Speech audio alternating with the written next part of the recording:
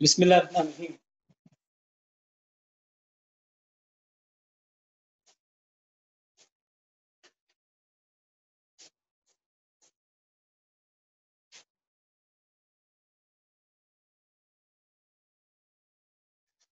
तो हम शुरू करते हैं खुदा बरकत के पाक नाम से जो बड़ा मेहरबान है, रहम वाला है।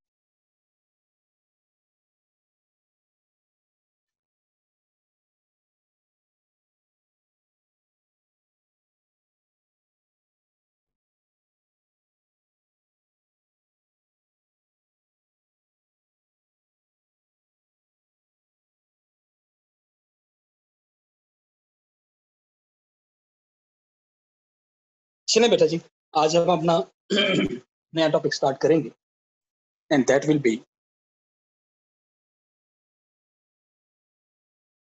ट्रांसपोर्टेशन।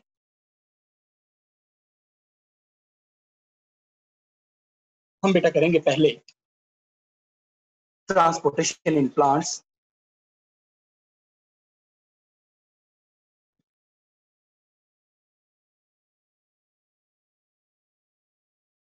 प्लांट्स, जिसमें जो हमारे लिए लर्निंग आउटकम्स हैं उसमें सबसे पहले हम बात करेंगे ascent of water plus minerals. हम बेटा बात करेंगे symplast, apoplast and vacuolar pathways की हम बात करेंगे। हमारा जो तीसरा, जी ये बेटा न्यू चैप्टर है, जो हमारा तीसरा लर्निंग आउटकम है दैट विल बी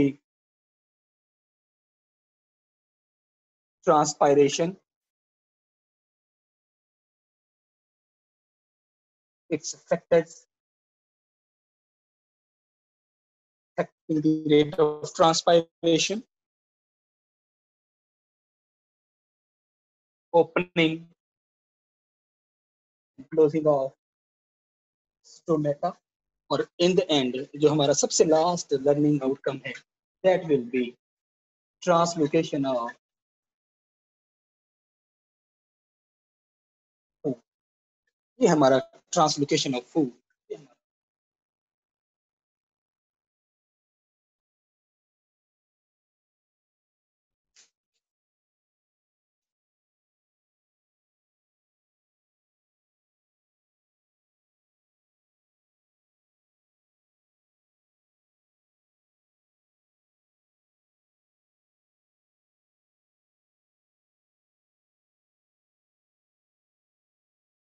अच्छा जी, हम बेटा स्टार्ट करते हैं पहला outcome and that is learning outcome ascent of cell. Chapter number 14 first year, ये हमारा टॉपिक है।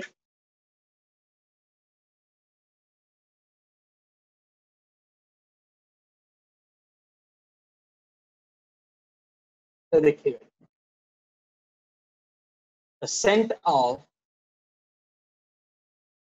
सैप में अगर हम पहले बात करेंगे तो सबसे पहले मतलब उत्तर ये होता है, it is upward movement of minerals plus water. It is uphill movement. कहाँ से कहाँ तक? From roots of the plant to shoots until tree. मतलब ये जो water की movement from root of the plant to the stem and then ultimately to the leaf of the plant, हम इस movement को कहते हैं बेटा ये ascent of sap है। सबसे पहले इसमें जो फैक्टर्स आते हैं हम उसको बाद में आस्ते आस्ते करके एक एक करके देखेंगे। सबसे पहले हम देखेंगे कि ये रूट से, it is from the roots to the shoots and then leaves. सबसे पहले हम इसकी फेट को चेक करेंगे कि रूट्स के अंदर ये जो वाटर ट्रांसलोकेशन है, ये वाटर की ट्रांसपोर्टेशन है, ये कैसे होगी। अब जरा देखिएगा, मैं सबसे पहले हेडिंग दूंगा रूट्स की। आप जरा देखेंगे बेटा, मैं सीधा सीधा पॉइंट इसमें आपको बताऊंगा क्योंकि ये 2019 में यानी 2019 के अंदर ये टॉपिक पहली दफा इंक्लूड हुआ। आप इसका दूसरा सेशन है जो इस टॉपिक को पढ़ रहे हैं। रूट्स की जब हम बात करते हैं तो रूट क्या करती हैं? Roots absorb water plus minerals from soil.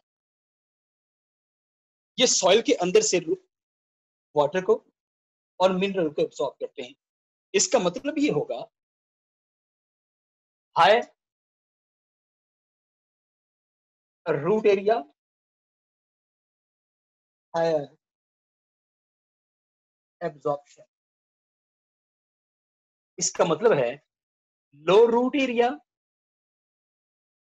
Less absorption. आप मेरा पॉइंट फॉलो कर लेंगे। जब हम बेटा बात करते हैं लेस एरिया की, रूट एरिया की, तो इसका मतलब है रूट्स की जो तादाद है वो कम है और जितनी रूट्स कम होंगी उतना एब्जॉर्प्शन ऑफ वाटर और मिनरल्स भी कम होगा। जितने रूट्स एरिया ज्यादा होते हैं उतना बेटा आपको पता है कि ये जो एब्जॉर्प्शन है ये ज्यादा होती है। अच्छा, अब रूट एरिया बढ़ाता कौन है? क्वेश्चन ये है। Root area is increased by root hairs. ये रूट हेयर से होते हैं, ये रूट एरिया को बढ़ाते हैं। कितना बढ़ाते हैं? आपके बुक में बेटा ये ऑप्शन मौजूद है कि root hairs increase surface area up to 67%।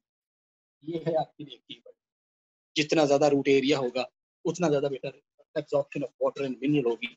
जितना रूट एरिया कम होता है उतना उसकी एब्जॉर्प्शन भी कम होती जाती है। ठीक हो गया। अच्छा, फिर एक एमसीक्यूज आपकी आपकी यही है, the total length of roots in rye plant के अंदर जो टोटल लेंथ होगी वो 600 किलोमीटर। इसका मतलब ये है कि ये लंबी नहीं है but it goes deep. Root hairs आपस में निकले हुए हैं, ये रूट है, रूट हेयर निकले हुए हैं। रूट हेयर निकल निकल के आस्ता आस्ता आस्ता आस्ता वो हर जगह पे पेनिट्रेट करने की कोशिश करते हैं। राइट है लेकिन उसकी जो रूट्स हैं 600 किलोमीटर। 600 किलोमीटर। इसका मतलब ये हो गया बेटा कि जितना रूट एरिया ज्यादा है उतना वाटर को वो ज्यादा एब्जॉर्ब करेगा, जितना रूट एरिया कम है उतना वो उसको कम एब्जॉर्ब करेगा। ठीक हो गया। वाटर को उसने एब्जॉर्ब करना कैसे है, मिनरल्स को उसने एब्जॉर्ब करना कैसे है, कौन सी मूवमेंट होगी? Either there will be diffusion, either there will be osmosis, active transport, passive transport. हम बेटा उसका बारी बारी जिक्र करते हैं, जरा देखिएगा। Roots absorb water by osmosis. ये आपने बेटा याद रखना है। Simple process, always water move always water move from high concentration area to low concentration area. और जब भी वाटर मूव करता है हम उसको ऑस्मोसिस कहते हैं. तो जो वाटर की मूवमेंट है दैट विल बी ऑलवेज, ये ऑस्मोसिस के जरिए मूव करेगा. इसकी स्क्रीनशॉट ले लें ताकि मैं इसको रेज करूं.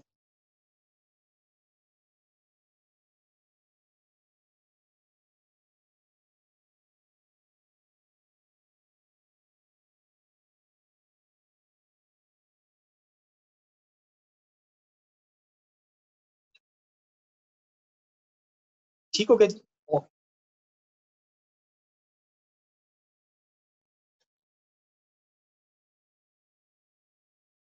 Water always move from osmosis process, but there will be a process of diffusion.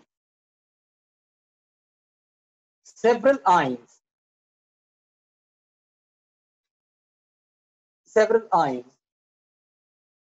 move by diffusion process. बहुत सारे ऐसे आयंस होते हैं जो कि बेटा डिफ्यूजन के प्रोसेस के जरिए मूव करते हैं. कहां से कहां तक जरा देखिए. सॉइल टू रूट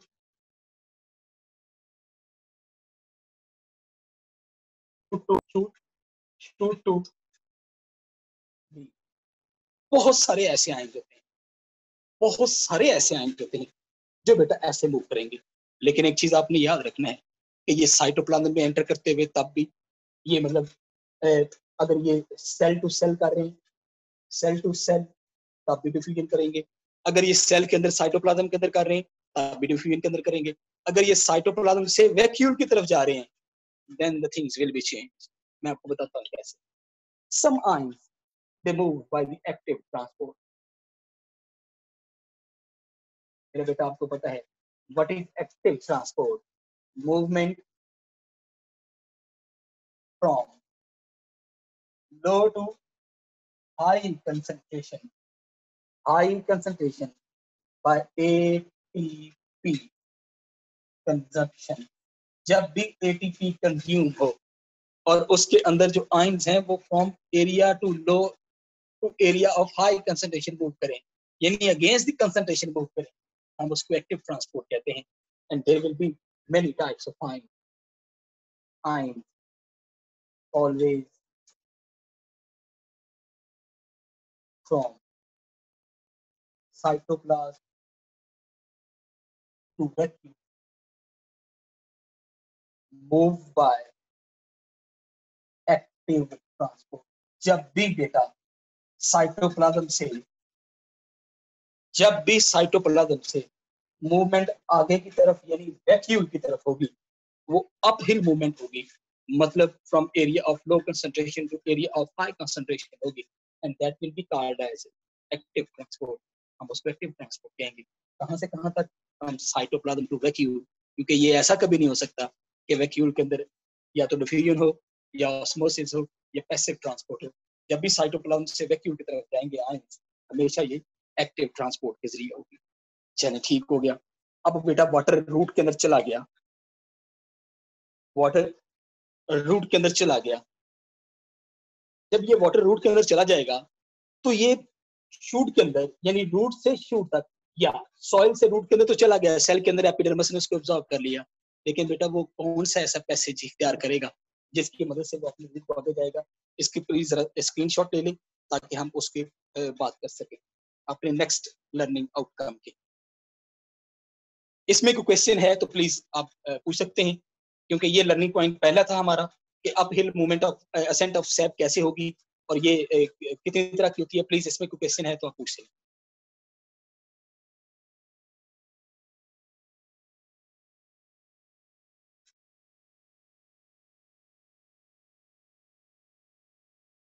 मैं इसको रेज करने लगा.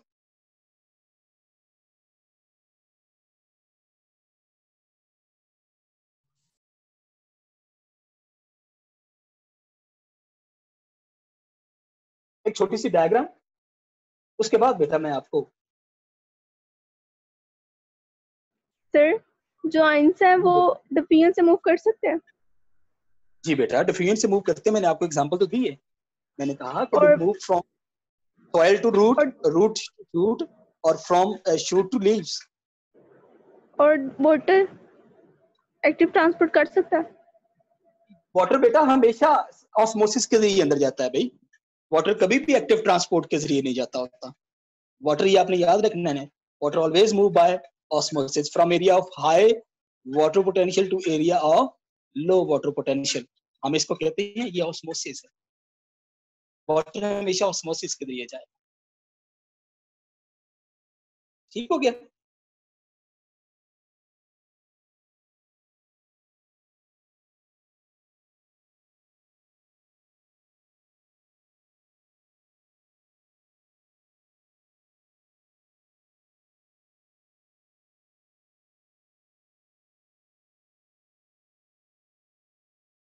अच्छा, ये बेटा मैंने आपके सामने अभी मैं इसको लेबल करता हूँ, ये डायग्राम भी हम पहले इसको कंप्लीट कर ले, तो ये इसको इस तरह से हम करते हैं।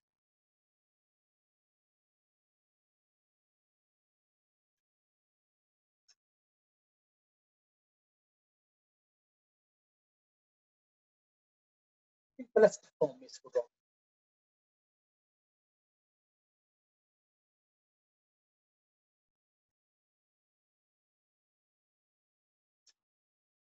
अच्छा, ये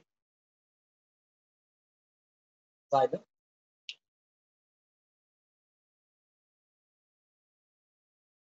इसको बेटा बोलते हैं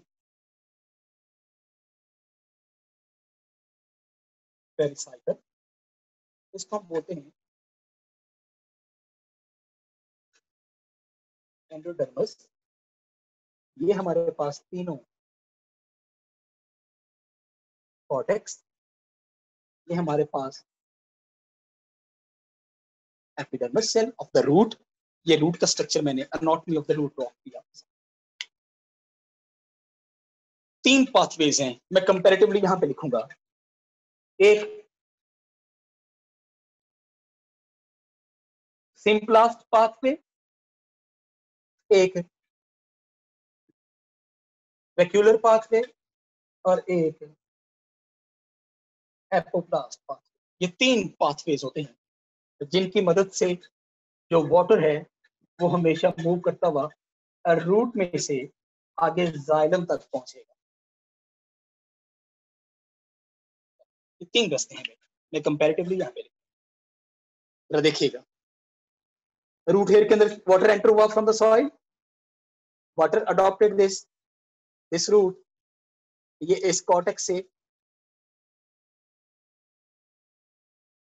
यहां से होता हुआ, यहां से होता हुआ, अल्टीमेटली बेटा तो यहां तक चला गया। आप सोच रहे होंगे सर ये जो आपने ये जो पैसेज बनाया ये वाला, जिसमें आपने उसके लिए रास्ता छोड़ दिया है, ये what are these are simple points and these points are called, आपको याद होगा हम इसको नाम देते हैं प्लाज्मोडेस्माटा। कौन सा नाम देते हैं? प्लाज्मोडेस्माटल कनेक्शन। ये क्या है? इट्स अ कनेक्शन बिटवीन, ये कनेक्शन है बिटवीन सेल्स ऑफ प्लांट्स। ये प्लांट सेल्स के दरमियान कनेक्शन का काम करता है। ये जो कनेक्शन होता है इसमें बेटा क्या होता है, सेल टू सेल एक दूसरे के साथ कनेक्ट करते हैं। जब ये सेल टू सेल एक दूसरे के साथ कनेक्ट होते हैं तो ये कनेक्टेड फॉर्म में बेटा ये इनके अंदर से वाटर मूव करता हुआ जाएगा। अब जरा देखिएगा, मैं इसको डिफाइन करता हूँ। Movement of water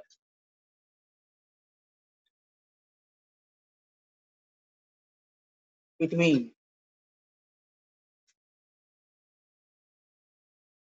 neighboring cells by plasmodesmata।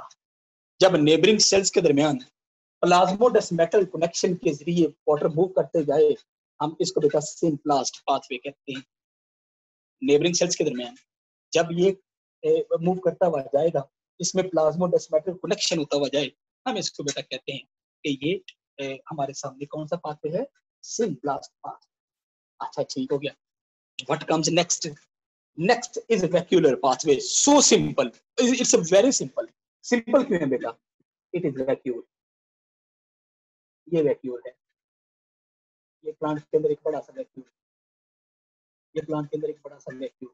अब जरा देखना, ये वाटर रूट के अंदर एंटर हुआ, एक वैक्यूल, दूसरा वैक्यूल, तीसरा vacuole, vacuole to vacuole move करता हुआ जाइलम से ऊपर चला जाएगा। इसमें जरा देखिएगा, water movement from vacuole to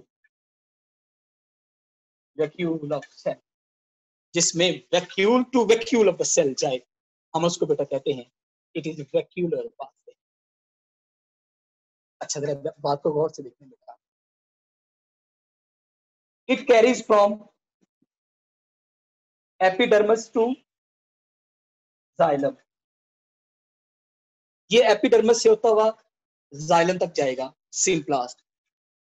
ये भी क्या होगा, एपिडर्मिस से जाइलम तक पूरा मूव करता है, पूरा मूव करेगा, कोई रोक टोक नहीं है इसको। लेकिन जरा देखिएगा,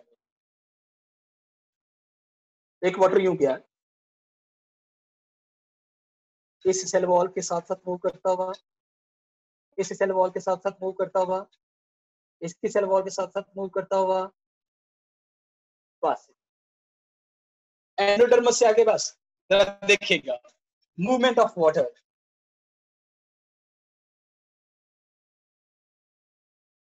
from space between cell wall and cell membrane, हम इसको कहते हैं it is called as apoplast pathway, जिसमें ये सेल वॉल और सेल मेम्ब्रेन के दरमियान जो स्पेस होती है उसमें मूव करता हुआ जाए, हम उसको सिम्प्लास्ट एपोप्लास्ट पाथवे कहते हैं। लेकिन बेटा एक चीज आपने याद रखनी है, it is blocked at the time of epidermis, at the point of epidermis ये ब्लॉक हो जाएगा। मतलब यहाँ पे मैं लिखूंगा एपिडर्मिस से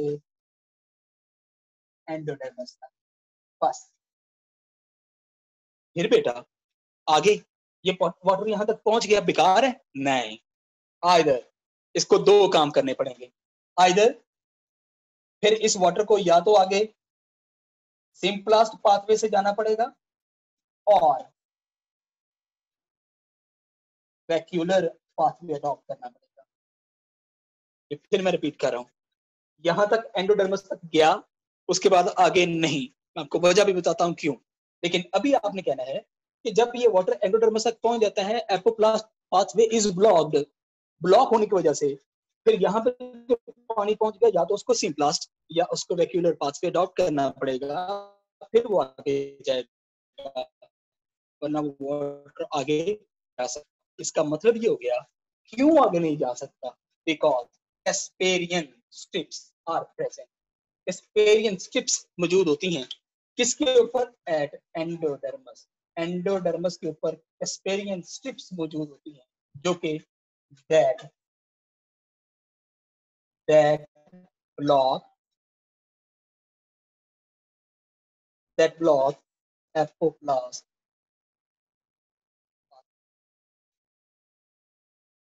एपोप्लास्ट पाथवे को ब्लॉक करती है। ये बनी किसकी होती हैं? They are made up of suberin material. ये सुब्रिन मटेरियल होता है, ये कॉम्प्लेक्स पॉलीसेकेराइड टाइप मटेरियल होता है जिसको हम सुब्रिन कहते हैं। ये कैस्पेरियन स्ट्रिप्स उसकी बनी होती है, एपोप्लास्ट पाथवे को कैस्पेरियन से ब्लॉक करती हैं because they are present over the endodermis of the root. जब ये रूट की एंडोडर्मस के ऊपर मौजूद होती हैं, they block the apoplast pathway, और फिर एंडोडर्मस के बाद या तो उसको सिम्प्लास्ट आगे लेकर जाएगा या उसको वैक्यूलर पाथवे आगे लेकर जाएगा। यहाँ तक बेटा को क्वेश्चन है तो डायग्राम के जरिए ये point Casparian strips are present over the endodermis, कोई चीज ऐसी बेटा जो आप पूछना चाहें, मैं भी हाजिर हूँ। सर ये तीनों इकट्ठे ही मतलब ऑपरेट करते हैं पाथवेज? जी बिल्कुल ऐसे है, ये तीनों इकट्ठे जाएंगे, तीनों इकट्ठे भी जा रहे होते हैं। जो ज्यादा सिंपल है वो सिम्प्लास्ट पे है। जो ज्यादा मुश्किल है वो एपोप्लास्ट पाथवे है, ये जरा स्लो होता है। It is very faster, it is less faster, it is least, यानी ये स्लोएस्ट फॉर्म में होता है। तो जो सबसे ज्यादा काम देता है वो सिम्प्लास्ट पाथवे होता है, जो सबसे ज्यादा कॉमन है। सर वैक्यूलर पाथवे में जो वाटर साइटोप्लाज्म से वैक्यूल में मूव करते हैं तो ऑस्मोसिस से मूव करता है। वो ऑस्मोसिस के जरिए मूव करेगा। ओके ठीक है। और कोई बेटा इसमें? सर कैस्पेरियन स्ट्रिप्स होती हैं, ये कहाँ पर मौजूद होती हैं? आपने भी बताया था। मैंने बेटा ये लिखा हुआ है, they are present at the endodermis, they are present at the endodermis, इसलिए तो वो एपोप्लास्ट पाथवे को ब्लॉक कर देती हैं। ओके सर, क्लियर है। जी बेटा, को और क्वेश्चन? ठीक हो गया जी, लेट्स मूव फॉरवर्ड। मैं इसको रेज करूं, स्क्रीनशॉट ले लें प्लीज।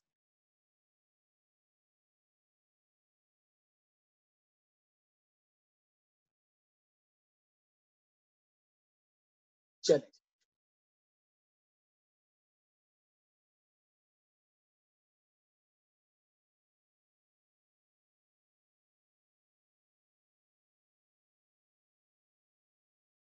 असेंट ऑफ सैप से पहले एक चीज बेटा आपने याद रखनी है,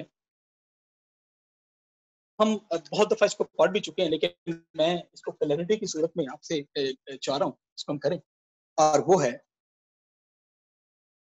वाटर पोटेंशियल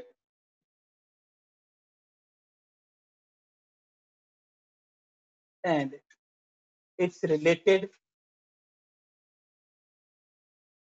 टर्म्स। कुछ रिलेटेड टर्मिनोलॉजीज हैं जो वाटर पोटेंशियल के लिहाज से हैं, हम जरा पहले उसको देख लें। What is water potential?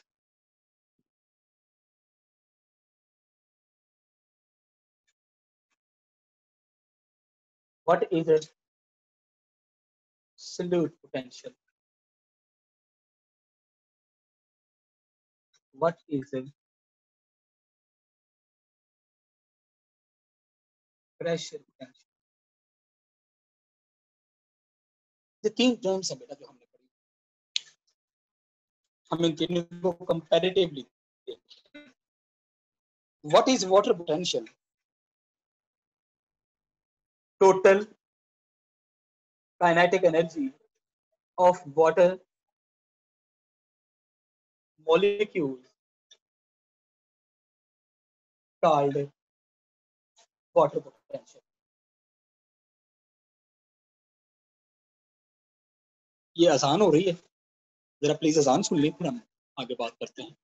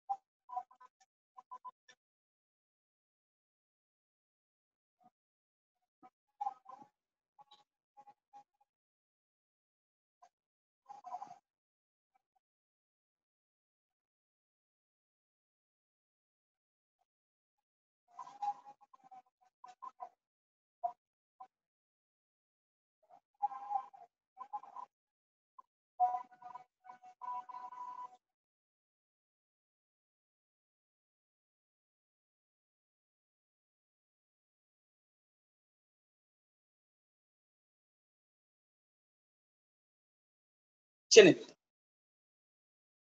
मैंने आपसे कहा total kinetic energy of water molecule is called water potential, of a water body. इसका मतलब ये हो गया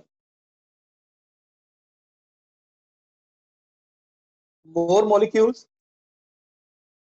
of water, high water potential।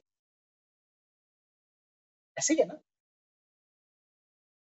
जितना ज्यादा मॉलिक्यूल ज्यादा होंगे उतना वाटर पोटेंशियल ज्यादा होगा, जितने वाटर मॉलिक्यूल कम होंगे उतना जो वाटर पोटेंशियल है वो कम होगा। मतलब किनेटिक एनर्जी ज्यादा होगी। जैसे जैसे वाटर मॉलिक्यूल ऐड करते जा रहे हैं किनेटिक एनर्जी ऐड होती जा रही है, वाटर पोटेंशियल ज्यादा होता जा रहा है। जैसे जैसे वाटर मॉलिक्यूल कम होते जा रहे हैं किनेटिक एनर्जी भी कम होती जा रही है, वाटर पोटेंशियल भी कम होता जाएगा। अच्छा, इसका मतलब ये हो गया इस सेंटेंस का, ये जो मैंने भी लिखा है, high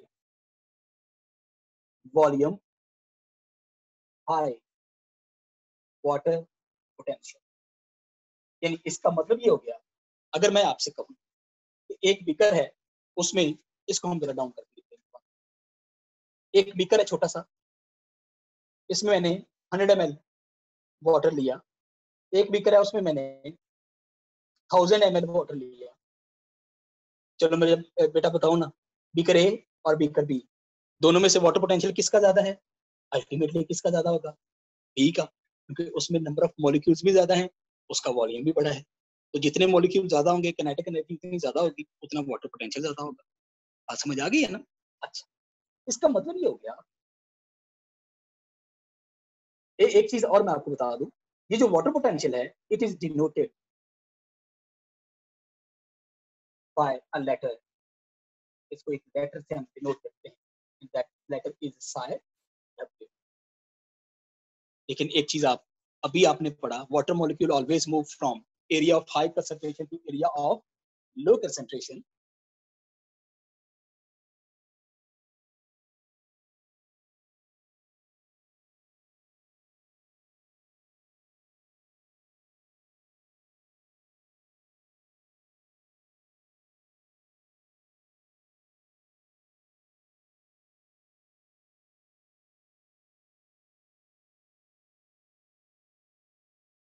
Water always move from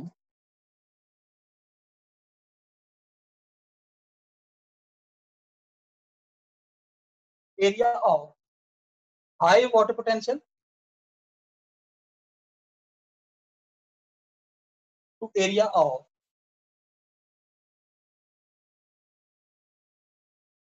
low water potential called osmosis।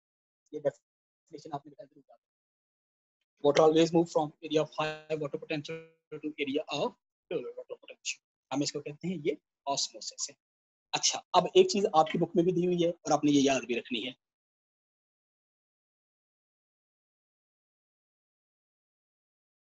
Water potential of pure water is 0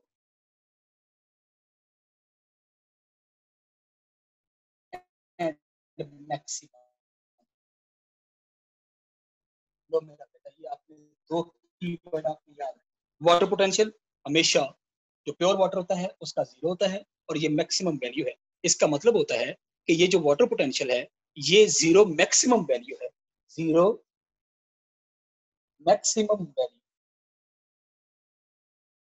और इसकी जो ज्यादातर वैल्यू होगी इट इज ऑलवेज नेगेटिव।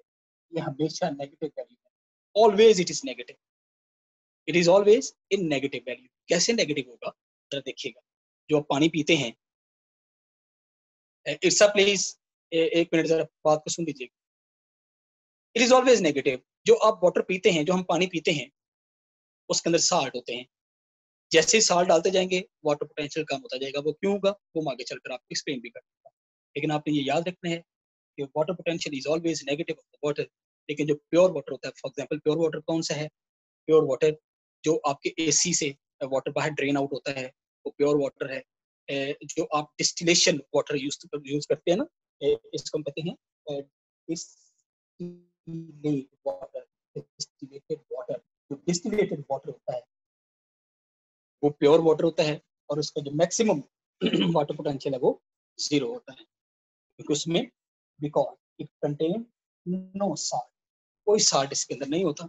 जब पानी के अंदर कोई साल्ट ना हो हम उसको प्योर वाटर कहते हैं, और जो प्योर वाटर का वाटर पोटेंशियल होता है दैट इज 0, और ये मैक्सिमम वैल्यू है।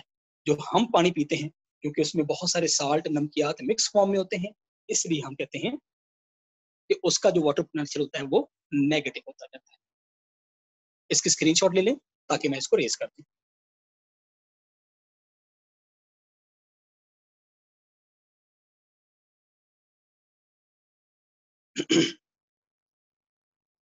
ठीक है जी। अच्छा, अब हम करते हैं the next related term that is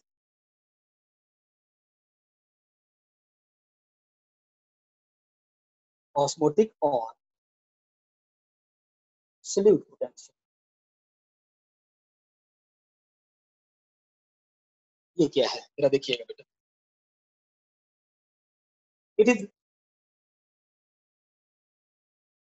is measurement of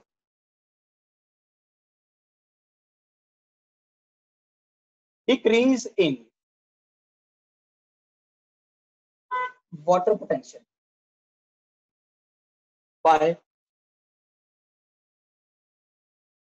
adding salts in water body। ये बेटा जरा बात को गौर से सुनना आपने।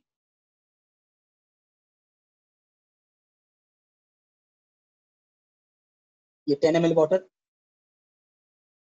इसमें 5 ग्राम NaCl, एक बीकर आपने सेकेंड और लिया,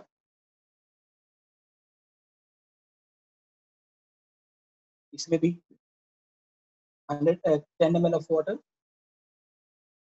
और इसमें भी बेटा आपने 10 ग्राम सोडियम क्लोराइड डाल। अच्छा, एक बीकर आपने लिया, तीसरा C 10 ml वाटर, इसमें आप 15 ग्राम NaCl डाल, 15 ग्राम NaCl। हम इसको कहते हैं beaker A B C। As you increase salt concentration, जैसे जैसे आप साल्ट कंसंट्रेशन बढ़ाते जाते हैं वाटर पोटेंशियल डिक्रीजेस, वैसे वैसे वाटर पोटेंशियल डिक्रीज होता है। एंड सॉल्यूट प्रेशर या सॉल्यूट पोटेंशियल इंक्रीजेस, वैसे वैसे सॉल्यूट पोटेंशियल इंक्रीज होता जाता है। जरा देखना बेटा, अब मुझे बताएं बीकर ए, इसका वाटर पोटेंशियल ABC, हाई किसका है? सबसे ज्यादा वाटर पोटेंशियल ABC में किसका होगा? ए का। ए का, डेफिनेटली। क्यों ए का कम है? ए का सबसे ज्यादा है। वो इसलिए कि जैसे आप बी की तरफ आते हैं you added 10 gram sodium chloride. अच्छा, जैसे जैसे आप सी पे आते हैं वैसे 15 gram of sodium chloride add करते जा रहे हैं। इसका मतलब है जैसे जैसे साल्ट बढ़ रहे हैं वाटर पोटेंशियल डिक्रीज हो रहा है। जैसे जैसे वाटर पोटेंशियल डिक्रीज होगा वैसे वैसे उसका सॉल्यूट पोटेंशियल क्या होता जाएगा? इंक्रीज होता जाता है। That is called osmotic pressure. ठीक हो गया। अच्छा, अब मुझे सबसे ज्यादा साई एस, जिसे हम सॉल्यूट पोटेंशियल कहते हैं, सबसे ज्यादा हाई किसका है? सी का। सी का। Psi S is highest in C. क्यों? क्योंकि आप जैसे जैसे सॉल्यूट कंसंट्रेशन बढ़ाते जा रहे हैं वैसे वैसे उसका जो सॉल्यूट पोटेंशियल है दैट विल बी इंक्रीजेस, और उसका जो वाटर पोटेंशियल है दैट इज ऑलवेज डिक्रीजेस। बात समझ आ गई? इसका मतलब ये हो गया जैसे जैसे वाटर पोटेंशियल डिक्रीज होता जाता है वैसे वैसे सॉल्यूट पोटेंशियल क्या होता जाता है? इंक्रीज। बात समझ आ गई? Let's move forward. और एक चीज याद रखना, ये जो सॉल्यूट पोटेंशियल है यानी ये साई एस है, it is always always negative. इसलिए है क्योंकि बेटा it is measurement in decrease in water potential. कुछ चीज जितनी कम होती जाएगी उतनी नेगेटिव होती जाती है। अच्छा जी, लेट्स मूव फॉरवर्ड। इसको रेज करने लगा, स्क्रीनशॉट ले।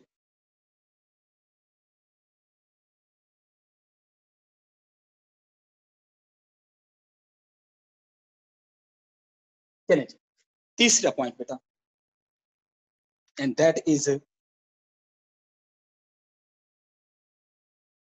Pressure potential.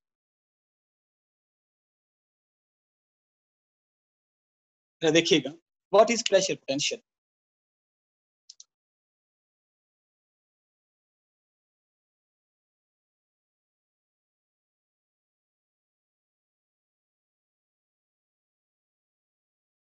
It is a pressure mounted over water potential or solute potential by more than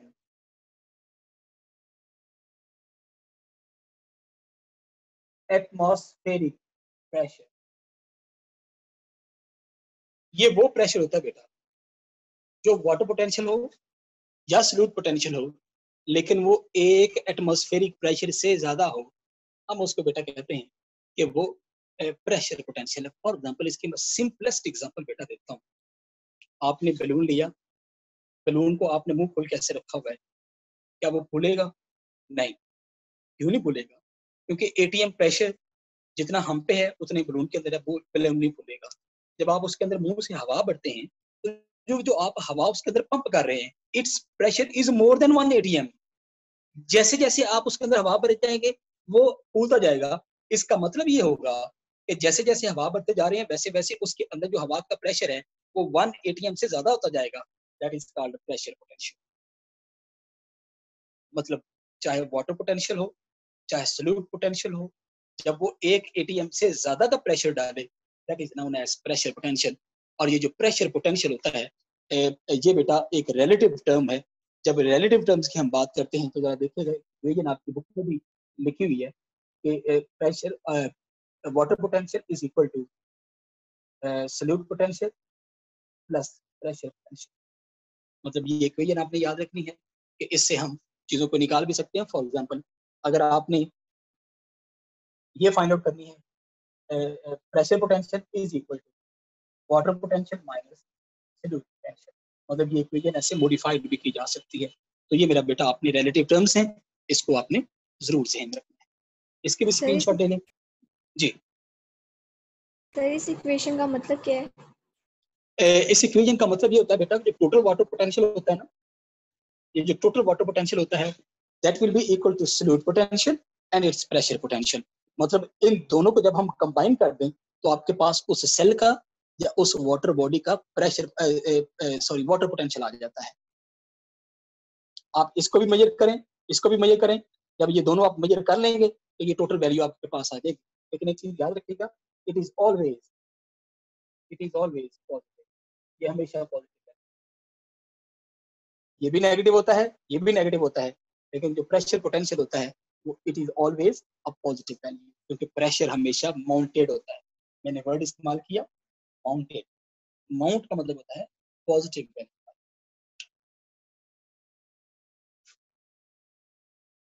sir, pressure potential वो वैल्यू है जो किसी बॉडी सेल पर एटमॉस्फेरिक प्रेशर से ज्यादा लगे? जी बिल्कुल ऐसा है।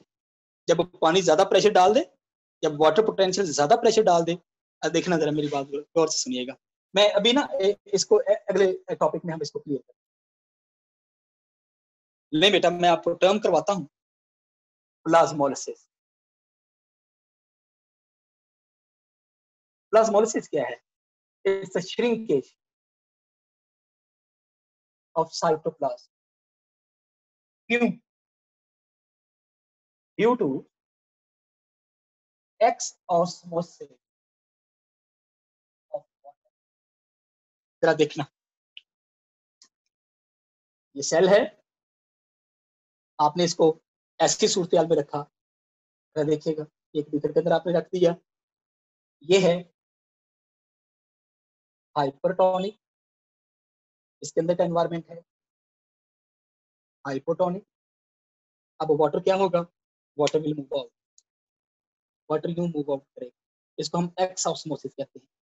अच्छा, एज ए रिजल्ट जो सेल होगा वो कैसा होगा? Cell will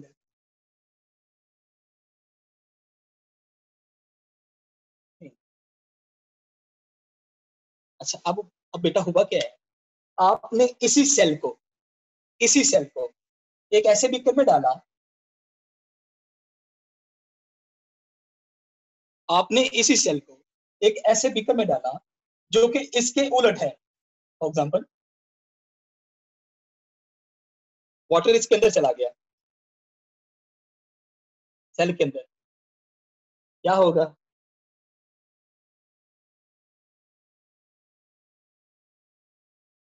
sell will become turgid.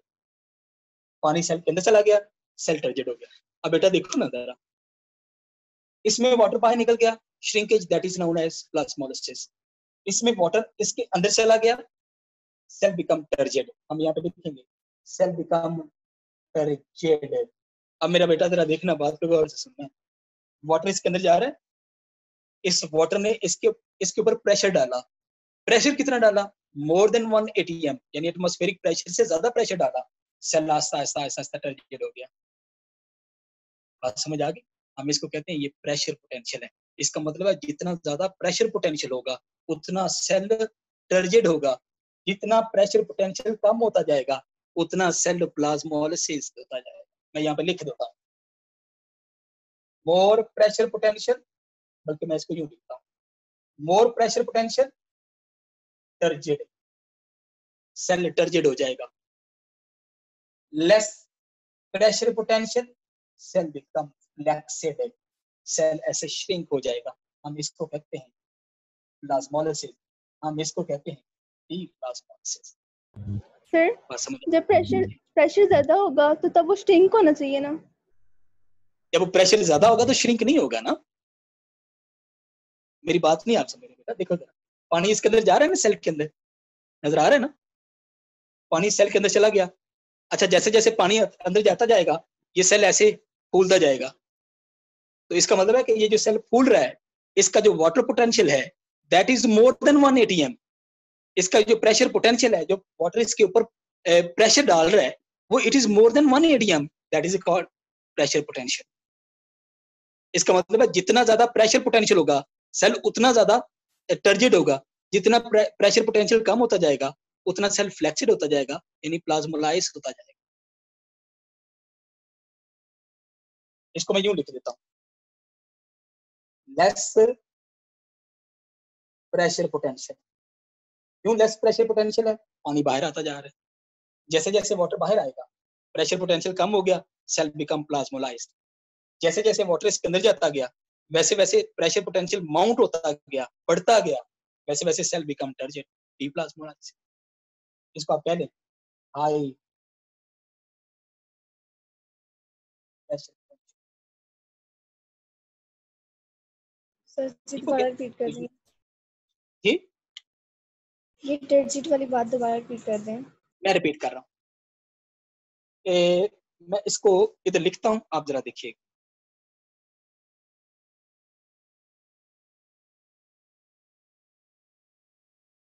when water moves into cell, its pressure potential and water potential increases, cell become turgid, cell turgid। जैसे जैसे पानी अंदर जाता जाएगा वैसे वैसे ये टर्जिड होता है। डॉक्टर नैयर, जब भी हम वाटर पोटेंशियल की बात करें, हम प्रेशर पोटेंशियल की बात करें, हम सॉल्यूट पोटेंशियल की बात करें, बोथ आर, ये तीनों रिलेटिव टर्म्स हैं और तीनों सेल के रिलेटिव टर्म्स हैं। चाहे वो सेल के अंदर मूव कर रहे हैं चाहे वो सेल से बाहर मूव कर रहे हैं, वो तीनों जो टर्म्स हैं, all three terms they are relative to each other. इसकी समझ लगी? जब पानी इसके अंदर जाएगा इसका वाटर पोटेंशियल भी इंक्रीज हो जाएगा सेल का, और सेल का प्रेशर पोटेंशियल भी इंक्रीज हो जाएगा, सेल बिकम टर्जिड। जब ये सेल से पानी बाहर आएगा its water potential decreases, its pressure potential decreases, cell become plasmolized। जब ये डिक्रीज हो जाएंगे सेल प्लाज्मोलाइज्ड हो जाएगा, जब इंक्रीज हो जाएंगे सेल टर्जिड हो जाएगा, डीप्लाज्मोलाइज्ड हो जाएगा। प्रेशर पोटेंशियल वाटर का लगाया हुआ प्रेशर है? जब आप प्रेशर पोटेंशियल की बात करते हैं ना बेटा, आप जरा देखिएगा, एक और मैं इसमें सेंटेंस लिखता हूँ, इसको मैं रेज करता हूँ।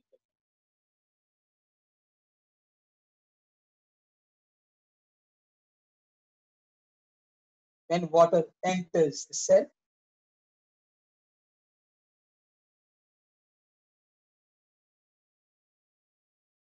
water potential increases, है ना? जैसे जैसे पानी सेल के अंदर जाता जाएगा, उसका जो वाटर पोटेंशियल है वो क्या होगा?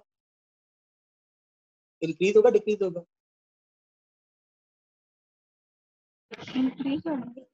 इंक्रीज होगा। इसका मतलब है उसका जो प्रेशर पोटेंशियल है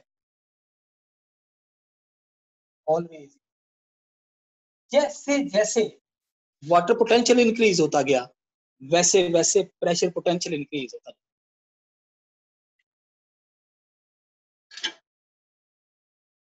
ठीक हो गया जी। बाकी इंशाल्लाह जो इसके रिलेटिव टर्म्स हैं, जैसे असेंट ऑफ सैप है, जिसमें एक थ्योरी हम पढ़ेंगे जिसको आप कोहेरेंट टेंशन थ्योरी कहते हैं, उसको हम देखेंगे और फिर इंशाल्लाह ताला हम इस चैप्टर को खत्म करेंगे कल ही।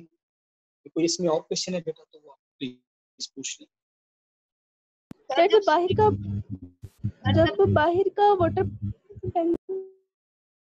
बेटा आपकी आवाज कट गई है। सर जब सॉल्यूट पोटेंशियल अंदर इंक्रीज हो जाएगा तो तब भी हाँ। प्रेशर पोटेंशियल इंक्रीज होगा।